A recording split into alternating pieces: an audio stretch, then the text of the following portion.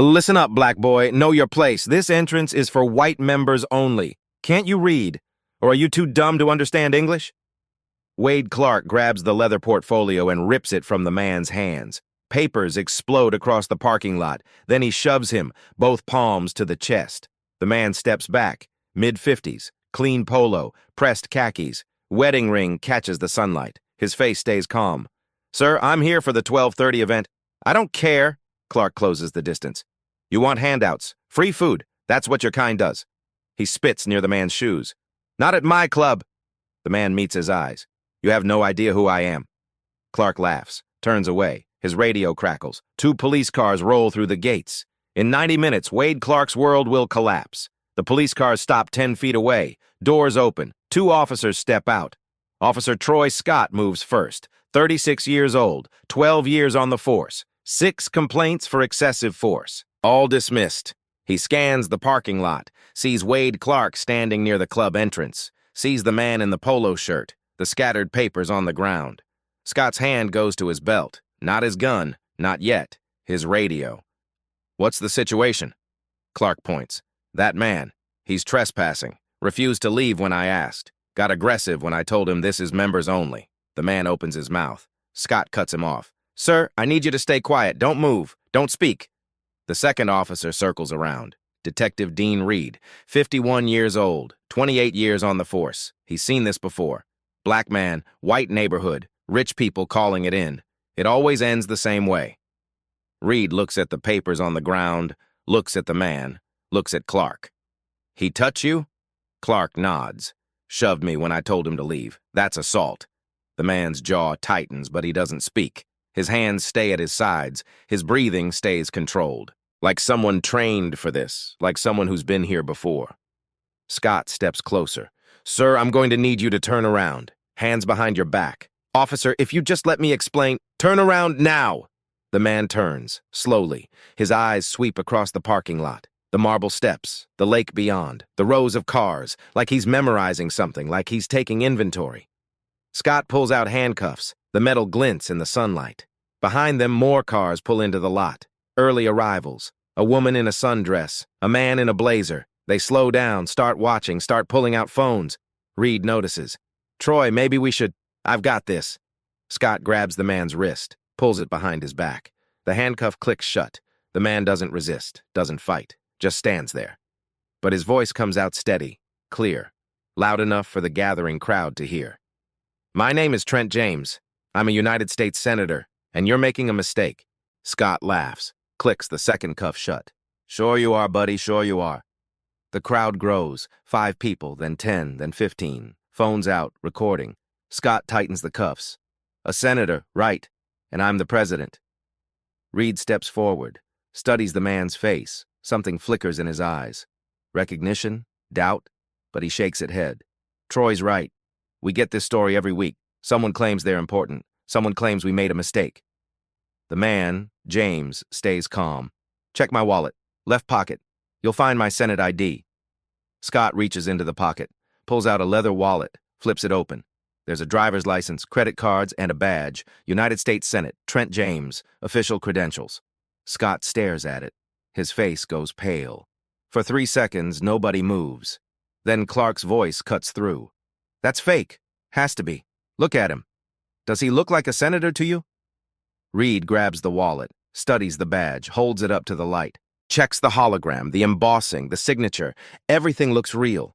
But he's not about to admit that. Not in front of this crowd. Not with Clark watching.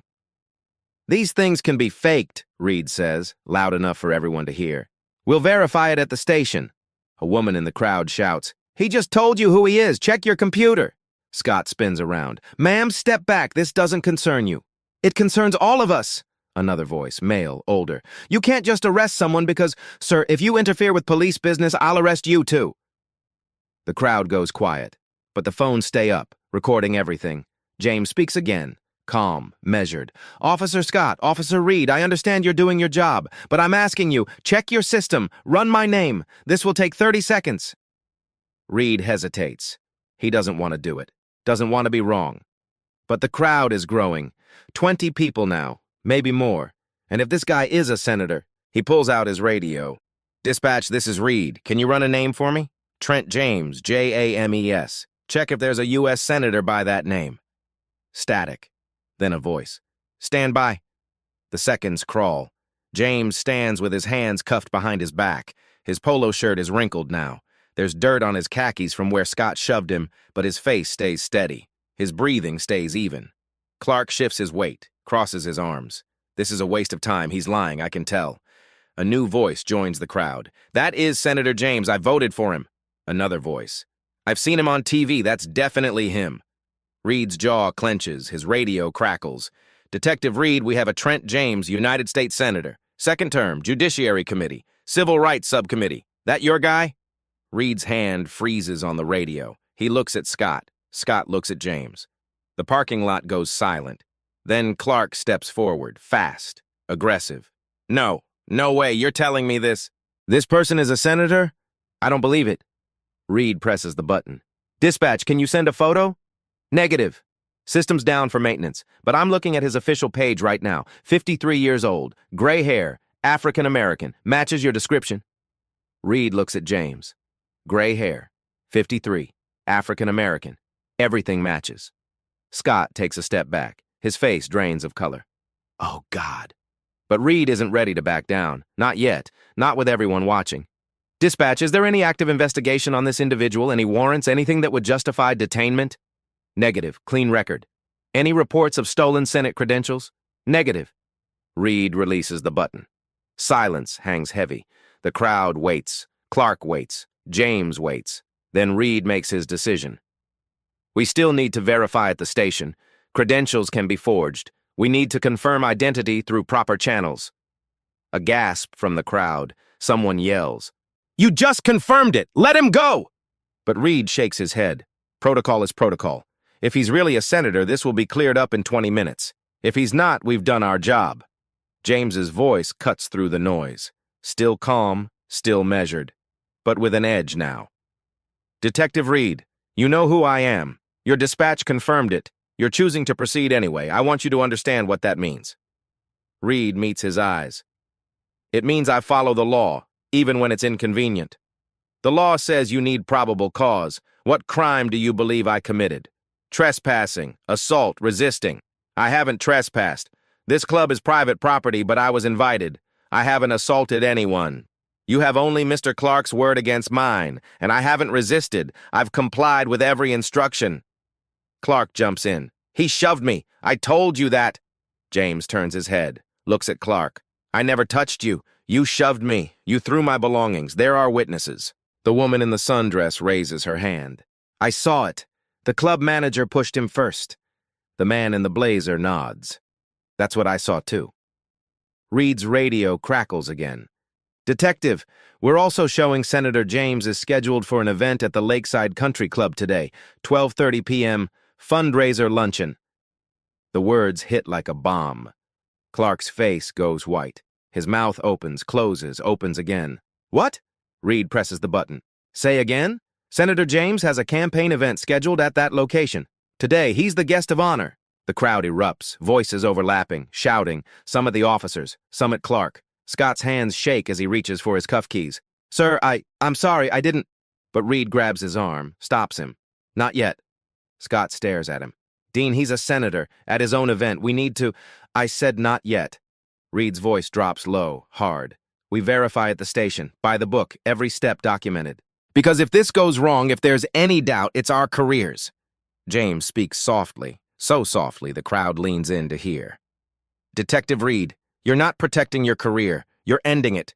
Reed's jaw sets. Get him in the car. Scott hesitates, looks at the crowd, looks at Reed, looks at James. Then he takes James by the arm and walks him toward the patrol car. The crowd follows, recording, shouting. A woman is crying. A man is on his phone, voice urgent. Yes, I'm calling the news. You need to get down here now. James doesn't resist, doesn't pull away. He lets Scott guide him to the car, lets him open the door, lets him push his head down. Before he gets in, James looks back. Not at Reed, not at Scott, not at Clark. At the club entrance, at the marble steps, at the building beyond. His building. And just for a second, something crosses his face. Not anger, not fear, a smile.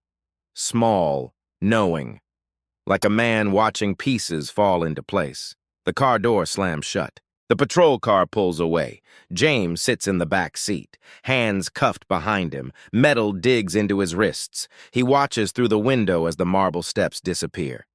Scott drives. Reed sits passenger side. Neither speaks for the first mile. Then Reed turns around. "This is procedure. We're not targeting you." James meets his eyes. "You know that's not true. We're following protocol. You're following Wade Clark's lies." Reed turns back. Silence fills the car. They pass downtown. Office buildings, restaurants, people walking dogs, normal Saturday life. Nobody knows a senator is handcuffed in this car. Scott breaks the silence. "Dean, I really think we should drive, but if he is, I said drive." Scott's knuckles go white on the wheel. James leans his head back, closes his eyes. His body camera is still running, hidden in his belt buckle. Battery good for 6 hours, recording everything, their choices, his compliance, every word they say. The station appears ahead. Old brick building, American flag hanging limp. 2 patrol cars in the lot. Scott parks, opens James's door. "Watch your head." James steps out. Sun beats down. Sweat runs down his back. Wrists ache. But he walks steady, head up, shoulders straight. Inside, the station smells like coffee and floor cleaner. The desk sergeant looks up. His eyes widen. "Is that—" Reed cuts him off. "We need a holding cell. Pull up his file. Full background check." The sergeant stares. "I think that's Senator." "Just do it." The sergeant nods, points down a hallway. "Cell 3. They walk James past offices, past a break room where 2 officers eat lunch. Both stop mid-bite. One pulls out his phone. Reed sees it. "Put that away now." The officer pockets the phone. Cell 3 is small. Concrete walls, metal bench, single toilet, fluorescent light buzzing overhead. The air is stale and heavy. Scott unlocks the cuffs. James rubs his wrists. Red marks circle both. Deep impressions. They'll bruise. "We'll be back soon," Scott says quietly, almost apologetic. "Do you need water?" "Troy." Reed's voice is sharp. "Let's go." The door clangs shut. Lock clicks. James sits on the metal bench. Breathes. In through the nose, out through the mouth, a technique from law school, before his first big case. Outside, voices carry. "Dean, this is insane. We need to call someone. The chief, the mayor."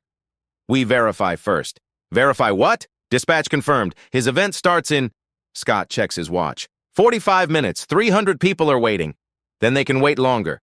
Footsteps fade. James opens his eyes, looks around the cell. Scratched walls, stained floor, graffiti carved into the bench. Justice is a lie. He traces the letters with one finger, wonders who wrote it, wonders if they found justice eventually. Then he stands, walks to the door. Through the small window, he sees the desk sergeant at his computer, typing, stopping. His face goes pale. He picks up a phone, talks urgently. James steps back, waits. 5 minutes pass, then 10. The door opens. A woman enters. Officer Lynn Gray, 32, 5 years on the force. She carries a clipboard. Her face is professional, but her eyes show concern. "Senator James, I need to ask questions." James nods. "Of course." She sits, clicks her pen. "Mr. Clark claims you became aggressive, says you shoved him. True?" "No." "Did you make physical contact?" "He made contact with me. He shoved me, through my property. There were witnesses." Gray writes, "The officers said you resisted detention. I complied with every instruction. Check their body cameras." She stops writing, looks at him. "You seem very calm." James meets her eyes. "Officer Gray, I spent 20 years as a civil rights attorney, 9 years as a senator. I've seen this happen to others hundreds of times. I never thought it would happen to me. But now that it has, I know exactly what comes next." "What's that?" "The truth, one way or another." Gray stands, closes her clipboard. "I'll be back." She leaves, door locks. James sits. His watch says 11:45. In 45 minutes, 300 guests arrive at the club. Wade Clark has no idea what he's started. Officer Lynn Gray walks back to the front desk. Her clipboard feels heavier than it should. The desk sergeant is still on the phone. His voice is low, urgent. "Yes, sir, I understand, but he's already in holding. Detective Reed made the call." Gray sets her clipboard down. "Who are you talking to?" The sergeant covers the receiver. "The chief. He's on his way." "The chief? Why?" Because that really is Senator Trent James, and he's supposed to be at a fundraiser in 38 minutes. Gray's stomach drops. She looks down the hallway, toward cell 3. Does Reed know? I told him. He said to wait. Wait for what? The sergeant doesn't answer, goes back to his phone call. Gray pulls out her phone, opens a browser, types Senator Trent James. The results fill her screen. Official Senate page, news articles, photos. The man in those photos matches the man in cell 3. Same face, same eyes. She clicks an article from 2 weeks ago. Senator James pushes police reform bill through committee. Her breath catches. She keeps reading. The bill targets excessive force, requires body cameras, mandates de-escalation training, removes qualified immunity for officers who violate civil rights. Officer Troy Scott appears beside her, looks at her phone. His face goes white. Oh God, Lynn, we arrested the guy writing laws about us. I know. We cuffed him. Reed told him he looked like a criminal. Gray closes her phone. Where is Reed? His office. On the phone. They walk down the hallway. Stop outside Reed's office. The door is cracked. Reed's voice carries out. I understand the optics, but we can't just let him walk because he's a senator. That's special treatment. Silence. He's listening. No, sir. I'm not trying to make a point. I'm trying to do my job. More silence. Yes, sir. I'll wait for you to arrive. Reed hangs up. Sees Gray and Scott in the doorway. His jaw tightens. Something you need? Gray steps inside. Sir, I reviewed the facts. Mr. Clark's statement doesn't match witness accounts. 3 people said Clark initiated contact, not Senator James. So? So we have no probable cause. Trespassing doesn't apply. He was invited. Assault doesn't apply. He never touched Clark. Resisting doesn't apply. He complied. Reed leans back. He could have left when Clark asked. He didn't. That's defiance. That's not a crime. It is when the property owner says so. Gray shows Reed her phone. The property owner is Senator James. He owns 51% of the club. Lakeview Holdings. Public record. The words hang. Scott steps forward. He owns the club? Gray nods. Has for 18 months. Wade Clark works for him. Reed's face doesn't change, but his hand tightens on his desk. That doesn't change anything. Clark manages the property. He has authority. Not over the owner. Sir, we arrested a man for trespassing on his own property. Reed stands, walks to his window. A news van pulls in. Channel 7. Reporter jumps out. Camera crew follows. How did they? Someone at the club called them, Scott says. 20 people were recording. It's probably already online. Reed's jaw works. He's trapped. He knows it, but he's not backing down. We follow procedure. We verify everything. We document everything. When the chief arrives, we present our case. Gray's voice is quiet. Sir, with respect, we did everything wrong. Reed turns. His eyes are hard. Officer Gray, are you questioning my judgment? I'm questioning the arrest. The evidence doesn't support it. Then maybe you should go back to patrol. Let detectives handle detective work. The insult lands. Gray's face flushes, but she doesn't back down. Senator James asked me to review the body camera footage. All of it.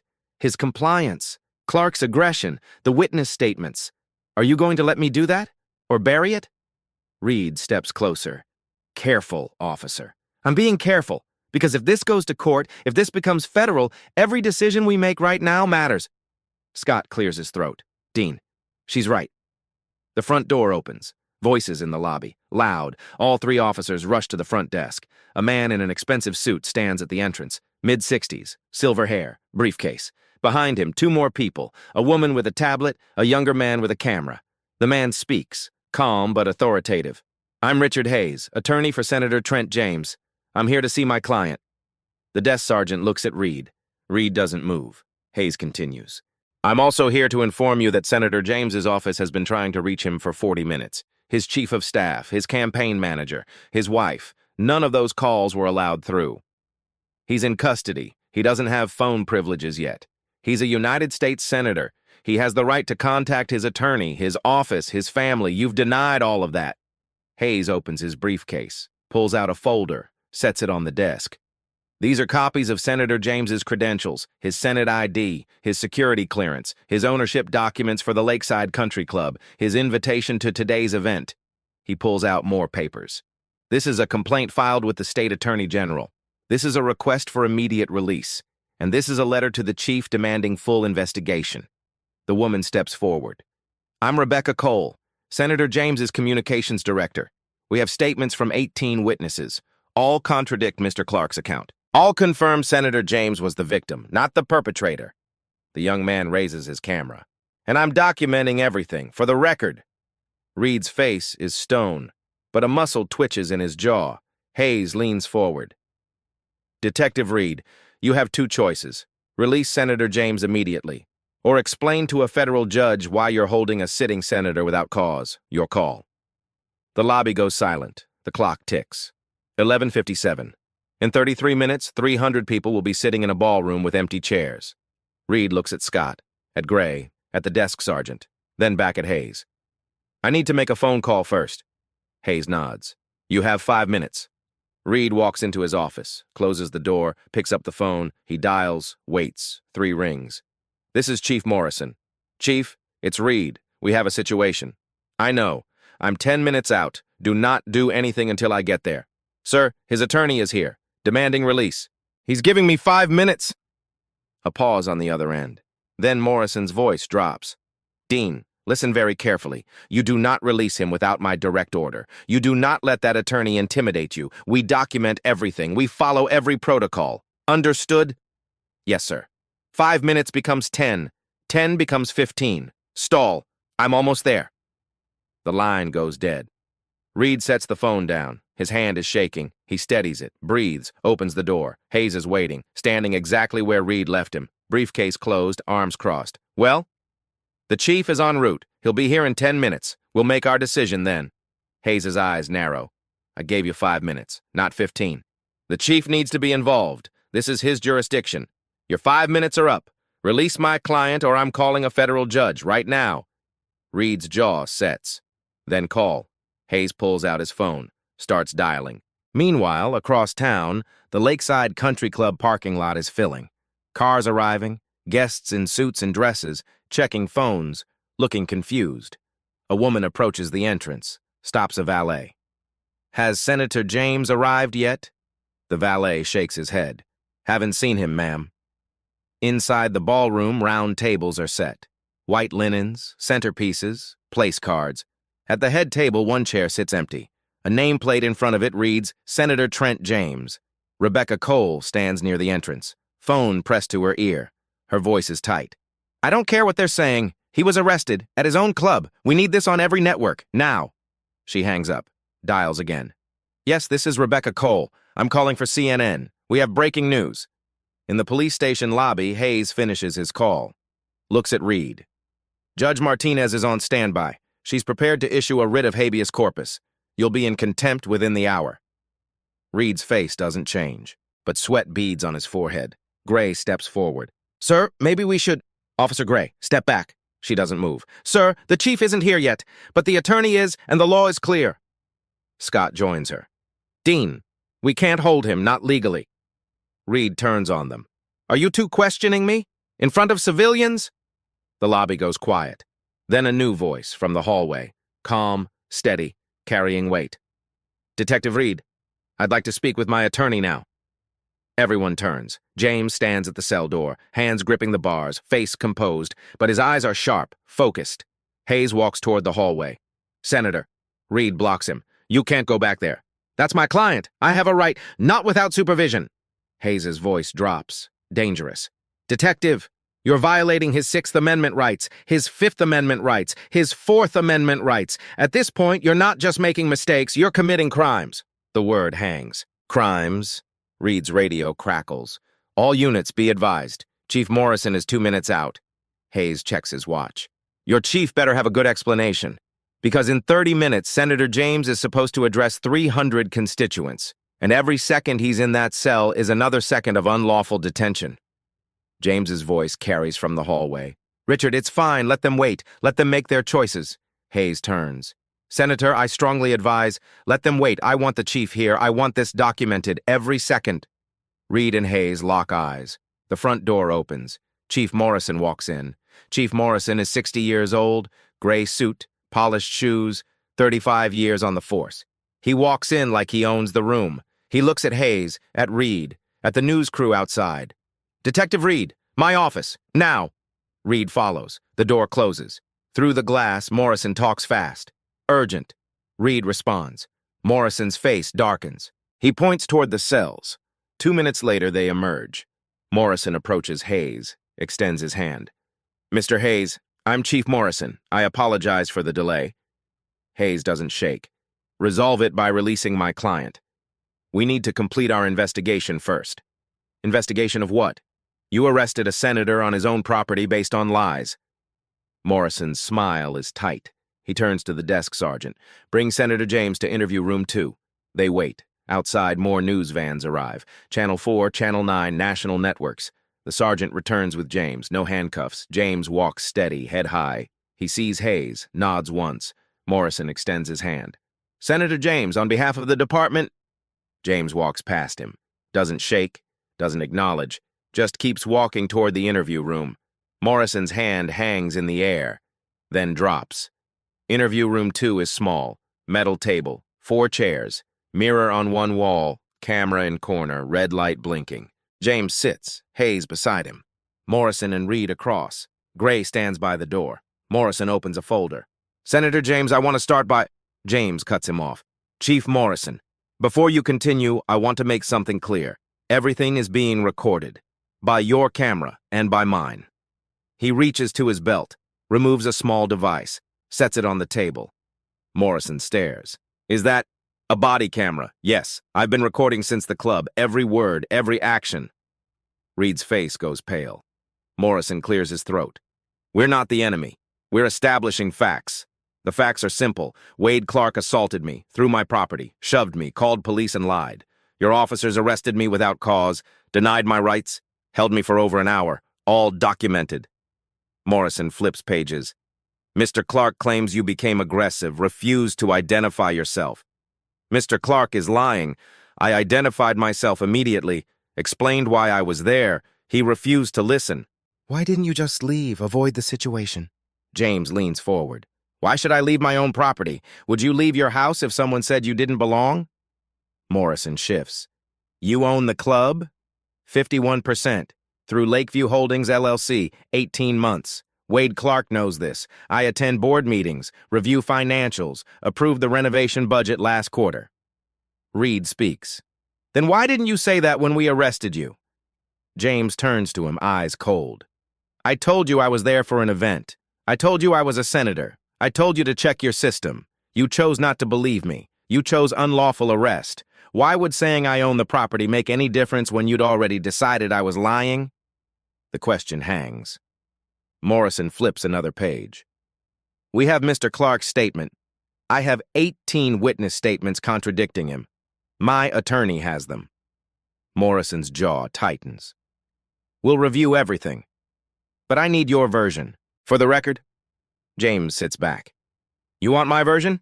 I arrived at my club at 11:25, 90 minutes early for my fundraiser.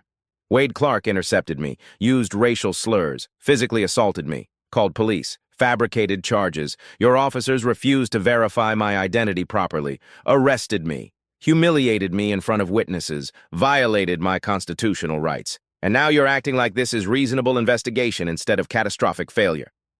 Silence. Morrison closes his folder. Senator, I understand you're upset. I'm not upset, Chief. I'm documenting. There's a difference. Hayes places a hand on James's arm. Senator, perhaps? James shakes his head. No, they want facts. Let's give them facts. He pulls out his phone, sets it on the table. I want to file formal complaints against Wade Clark for assault and false report, against Officer Scott and Detective Reed for unlawful arrest, civil rights violations, and denial of due process. Do you have the forms, or should my attorney draft them? Morrison's face is stone, but his eyes show something else. Fear. Morrison stands. Senator James, you're free to go. The arrest is voided. We'll process paperwork immediately. James doesn't move. Voided? Yes, charges dropped. You're no longer in custody. That's not what I asked. I want it expunged, erased from my record, like it never happened. Morrison hesitates. We'll mark it unfounded. Not good enough. I want expungement. Completely. Today. Hayes leans forward. An expungement is required. Anything less admits the arrest was valid. It wasn't. Morrison looks at Reed. Reed looks at the floor. I'll need to consult with the city attorney. Then consult. But Senator James walks out with documentation stating the arrest never happened, or we proceed with federal charges. Morrison's jaw works. Fine. 20 minutes. James stands. You have 10. He walks to the door. Gray opens it. James steps into the hallway. Hayes follows. At the front entrance, Rebecca Cole waits. Relief floods her face. Senator, are you— I'm fine. Where are we on the fundraiser? She checks her watch.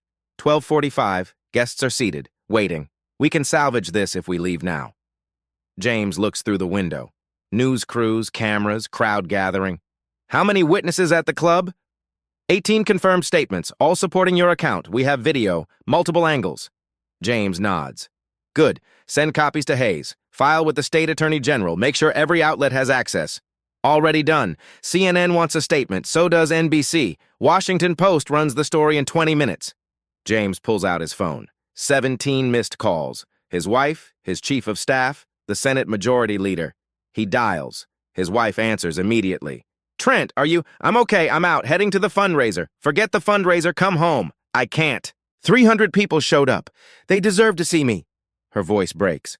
You were arrested, handcuffed, put in a cell. I know, but if I don't show up, they win. Clark wins, Reed wins. Silence. Then she speaks, quiet but firm.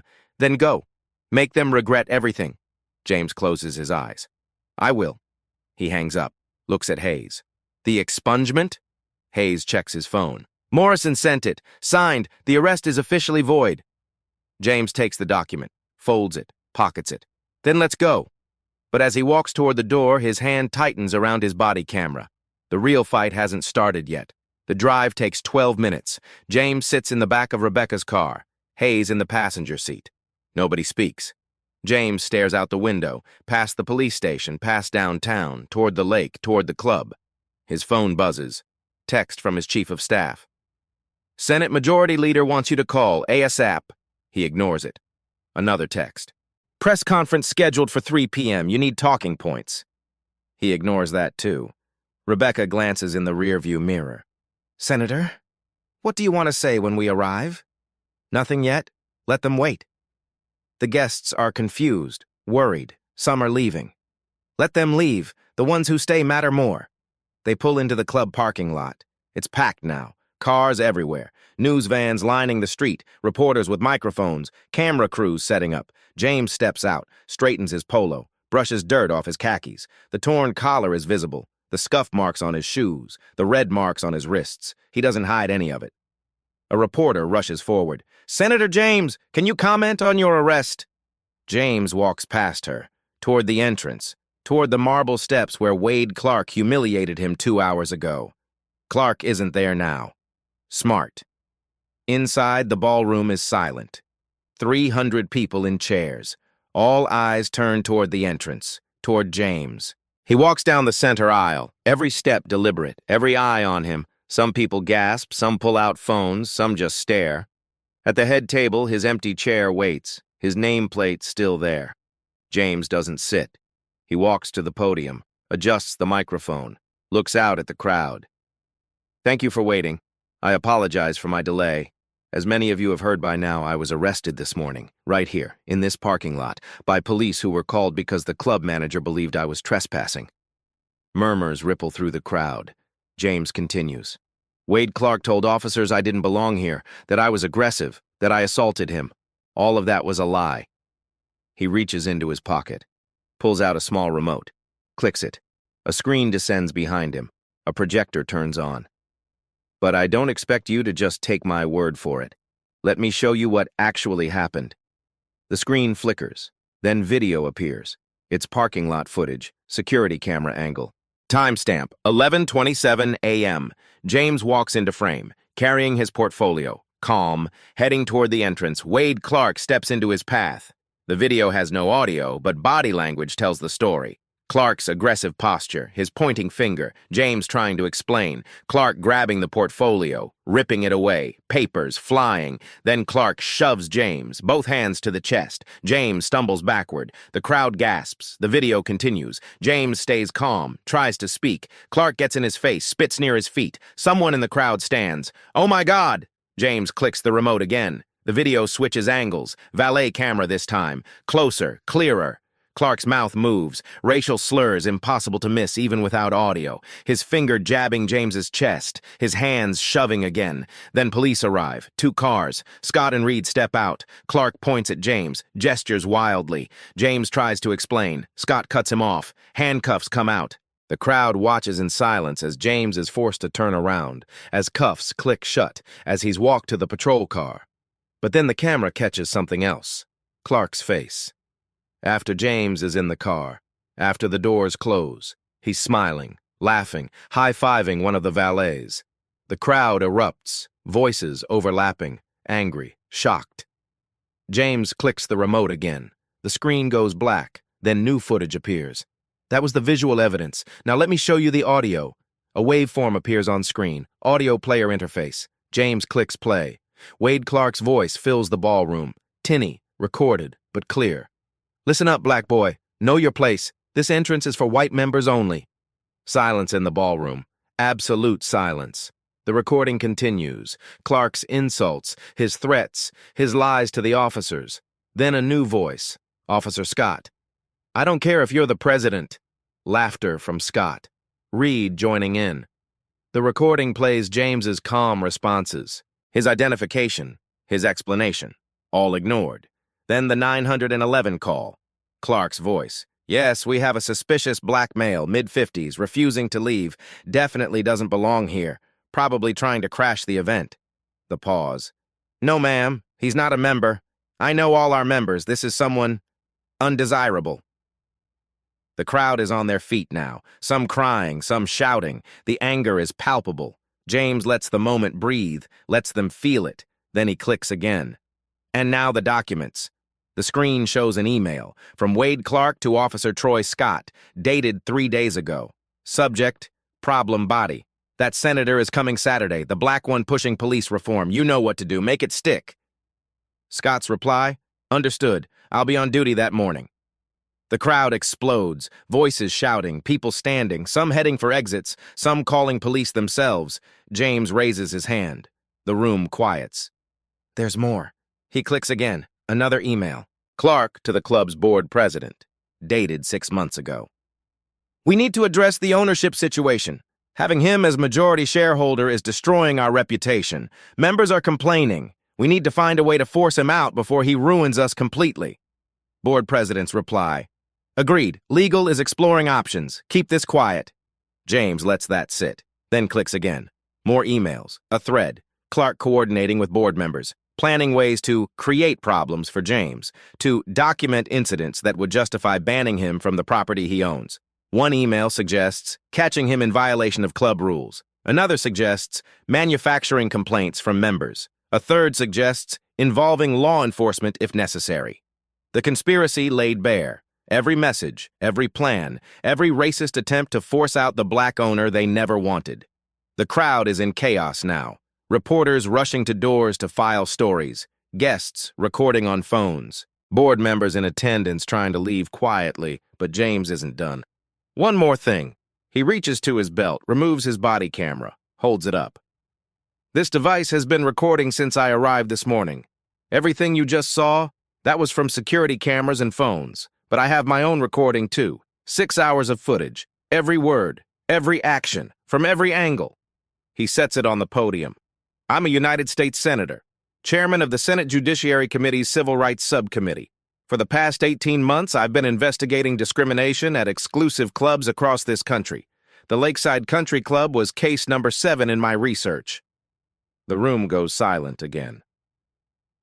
I purchased majority ownership specifically to document what happens when a black man tries to integrate these spaces. I hired investigators. I recorded meetings. I documented membership rejections. And this morning, I conducted what my team calls a stress test. I arrived early, alone, dressed casually to see how I'd be treated when my power wasn't obvious. He pauses. Lets that sink in. Wade Clark failed that test spectacularly, as did Officers Scott and Reed, as did Detective Reed, and as did this club's board of directors. James picks up a folder from the podium, opens it. These are the results of my investigation. 47 membership applications from people of color, rejected. Over the same period, 112 applications from white applicants. 112 approved. He drops the folder. Pages scatter. This is a federal civil rights violation. The FBI's Civil Rights Division opened a formal investigation 3 weeks ago. This morning's incident isn't just local news. It's federal evidence. And everyone involved, Wade Clark, the board members, the officers who participated, will be held accountable. The room erupts again, but this time mixed reactions. Some applauding, some angry, some terrified. James steps back from the podium. Rebecca appears beside him. "Senator, we need to get you out of here. Security's overwhelmed." But James shakes his head. "Not yet. I came here for a fundraiser. These people came to support my campaign. They deserve that." He turns back to the microphone. "If you'd like to leave, I understand. This has been a difficult morning, but if you'd like to stay, I'd be honored to answer your questions, to hear your concerns, to talk about why I'm running for re-election and why moments like this morning prove we still have so much work to do." Slowly, people sit back down. Not everyone, maybe half. But that's enough. James sits in his chair at the head table, the one with his nameplate. And for the first time all morning, he smiles. Not because he's happy, but because the evidence is out there now, undeniable, documented, public, and there's no taking it back.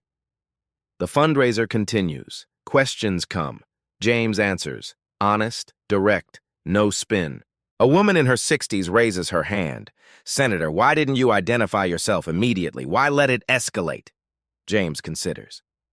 "Because thousands of black men are treated exactly like I was this morning, but they're not senators. They don't have attorneys on speed dial. They don't have body cameras or federal protection. If I had pulled rank immediately, the lesson would have been respect power. But the lesson needs to be respect humanity. Every person deserves dignity, regardless of title, regardless of race." Applause, some crying, another question. A younger man. "What happens now? To Clark? To the officers?" Wade Clark has been fired. The club's board voted unanimously 30 minutes ago. He's also facing criminal charges. Assault, filing a false police report, conspiracy to violate civil rights. Murmurs through the crowd.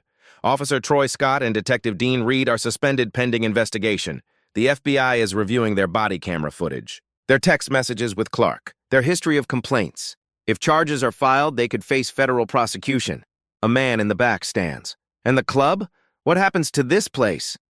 James looks around the ballroom. The chandeliers, the white tablecloths, the lake view.